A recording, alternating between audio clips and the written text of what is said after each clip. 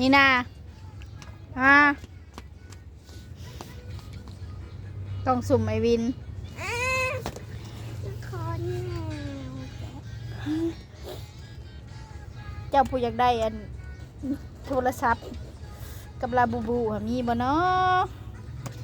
เบบี้ที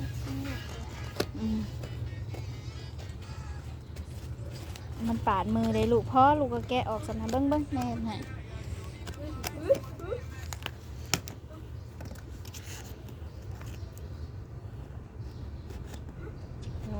ปาดมือเลยลูกแกะเลยมีอีหยังเนาะแต่นเบิ้งลูกก็แกะออกมันเบิดเลยกว่าเบิ้งนี่ใจเลยคือแข็งแท้หลายสั่นแท้ลายสลายนี่จะว่าสิได้ไอโฟนเบิ้งเอาปุ๊เป้ให้เราแกะอ่ะหนาสุดนะ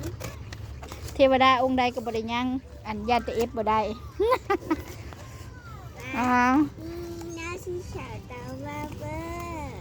อยังจักอัน2 4มีจักหลอดลูก5 หลอดมีอะไรบ้างมันนี่เอาว่าโบได้ซ้ำ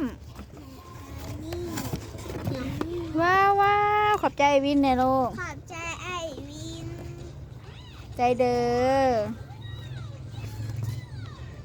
บ๊ายบายที่ให้